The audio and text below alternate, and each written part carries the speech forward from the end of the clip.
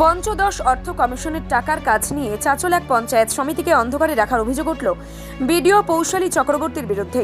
সরকারি টাকা তছরূপের অভিযোগ তুলে শুক্রবার বিডিও দপ্তরের দরজায় বসেই বিক্ষোভ দেখান তৃণমূলের পঞ্চায়েত সমিতির সভাপতি এবং কংগ্রেসের বিরোধী দলনেতা সহ সদস্যরা। বিক্ষোভকারীদের দাবি, প্রায় ৭৪ লক্ষ টাকা টেন্ডার ও কাজ হলেও পঞ্চায়েত সমিতির কোনো অনুমোদন বা রেজুলেশন হয়নি। এমনকি সরকারি প্রকল্প নিয়েও জনপ্রতিনিধিদের সঙ্গে আলোচনা করা হয় না বলেও অভিযোগ। যদিও এই বিষয়ে বিডিওর কোনো প্রতিক্রিয়া পাওয়া যায়নি। অন্যায়ভাবে পঞ্চায়েত সমিতিকে অন্ধকারে রেখে সমস্ত কিছু করা হলো। সদস্যদের স্বার্থে আমরা লড়ছি। পঞ্চায়েত সমিতির সকল সদস্যের সাথে আমরা লড়ছি। আমাদের হবে পঞ্চায়েত সমিতির দাবি মানতে হবে। পঞ্চায়েত সমিতির দাবি পঞ্চায়েত সমিতির দাবি মানতে হবে। পঞ্চায়েত সমিতির সকল সদস্যকে গুরুত্ব দিতে হবে। পঞ্চায়েত ব্যবহার করতে হবে। তার সঙ্গে অন্যায়ভাবে ব্যবহার করা হলো কেন? বিডিও ম্যাডাম জবাব দিন। আমাদের ইংরেজদার পঞ্চায়েত সমিতির সদস্য সাথে অন্যায়ভাবে জবাব দিতে হবে। পঞ্চায়েত সমিতির টাকা তছরূপ করা হচ্ছে কেন? বিডিও ম্যাডাম জবাব দিন। আপনার সমস্ত আধিকারিকরা আমাদের পরে অন্যায়ভাবে ব্যবহার করা হচ্ছে কেন? বিডিও ম্যাডাম জবাব দিন। দিতে হবে। পঞ্চায়েত সমিতির টাকা তছরূপ করা হচ্ছে কেন? বিডিও ম্যাডাম জবাব দিন। সে দরজা খুলবো না, আপনাকে দেখা উচিত ছিল তখন ধরে নাকি না? আমরাও এখানে ধর্ণা দিচ্ছি, আমরাও অন্য কিছু করছি না। আমরাও জনপ্রতিনিধির সাথে এসেছি। সে আপনার দরজা লাগিয়ে দিচ্ছি। আমরা নিচে বসে হ্যাঁ, যেখানে খুশি সেটাই তো হবে। আমাদেরকে তো মানুষ মনে করেন না। এটাই বাকি যেটাই করেন আমরাও দেখছি। আমরাও আন্দোলন করতে পারবো। আমরাও আন্দোলন করে উঠে এসেছি। তাহলে আন্দোলন তো করবো। ৭৪ লক্ষ টাকার হিসাব কোথায় গেল? আপনি নিজের মতন করে কাজ করে নেবেন। এতগুলো ব্লকের চত্বরে গাড়ি থাকছে কেন? কিসের গাড়ি? এত ডিপার্টমেন্টের গাড়ি কোথায় আসলো? সভাপতির গাড়ির বিল হচ্ছে না। এত গাড়ি কেন থাকবে একটা ব্লক চত্বরে? আপনারা মিডিয়ারা দেখবেন, হাজার হাজার গাড়ি এখানটায় থাকা হচ্ছে। এখানটায় কি হয়েছে? এখানে কি গাড়ির পার্কিং? এটা ব্লক সরকারি আধিকারিক। মিনিমাম 20 থেকে 25টা গাড়ি আছে এখানটায়। সভাপতির গাড়ির বিল হচ্ছে না।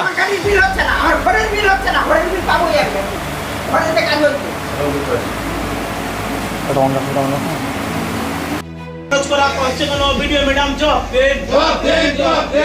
আমাদের পঞ্চায়েত সমিতির সদস্যদের টাকা খরচ করা হলো কেন? বিডিও ম্যাডাম জবাব দিন। রাতের অন্ধকারে কাজ হচ্ছে কেন? বিডিও ম্যাডাম জবাব দিন। পঞ্চায়েত সমিতির রেজুলেশন ছাড়া কাজ হচ্ছে কি করে? বিডিও ম্যাডাম জবাব দিন।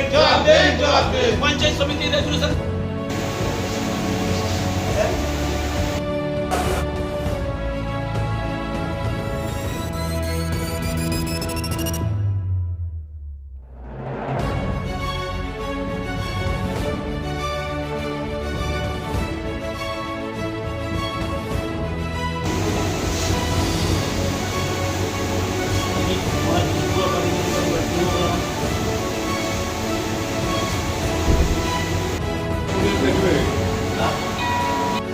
আমাদের সঙ্গে ব্যবহার করা দিতে হবে।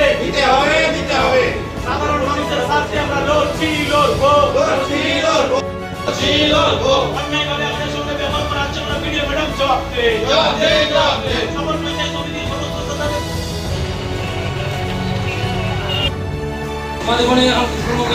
আমরা 15 ফাইন্যান্সের ৭৪ লক্ষ টাকা আমরা পুরোটাই অন্ধকারে থেকে এখন দেখছি তার টেন্ডার করে তার কাজ কিছু জায়গায় হয়ে গেছে, হয়তো আরও কিছু জায়গায় হচ্ছে। যেটা সেই 15 ফাইন্যান্সের ডিসিশন নেওয়ার ক্ষেত্রে পঞ্চায়েত সমিতি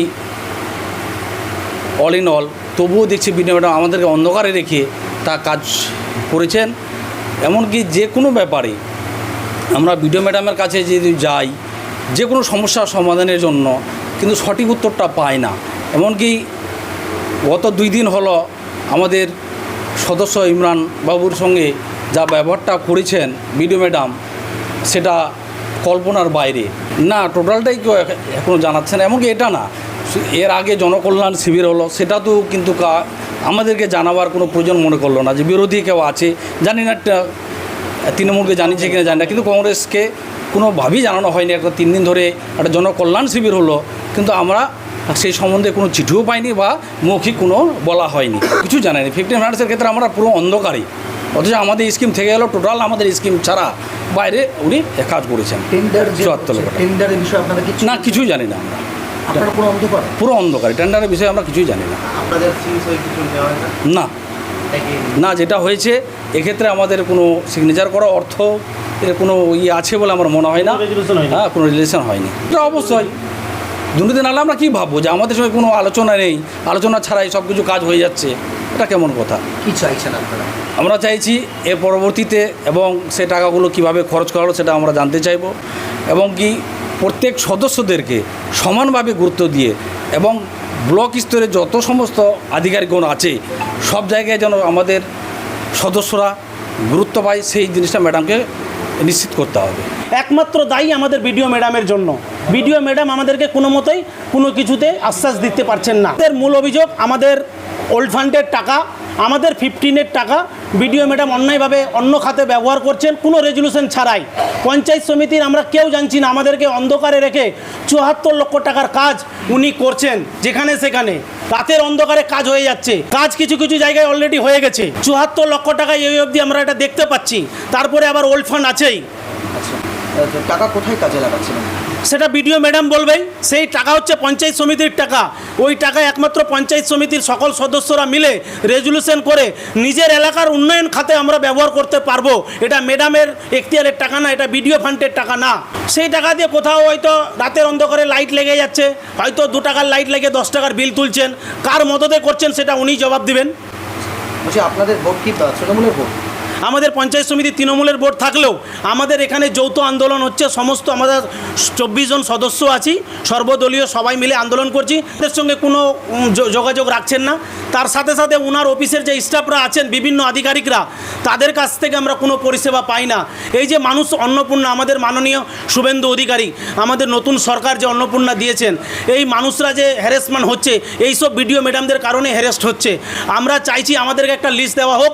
পঞ্চায়েত সমিতিতে অনেক লোক আসছে গ্রাম থেকে, তারা তো তাদের নামটা জানতে চাইছে, তাদের স্টাফরা সেই সঠিক উত্তর দিচ্ছে না এবং সেই লিস্ট আমাদেরকেও দিচ্ছে না। আমরা জানতে চাইলে বলে আমাদেরকে তোমরা পাওয়ার কেউ না, এই লিস্ট তোমরা পাবে না। অথচ এই ব্লকের চত্বরে কিছু দালালের কাছে সেই লিস্ট আছে, কিন্তু আমরা জনপ্রতিনিধি, আমাদের কাছে সেই লিস্ট নেই।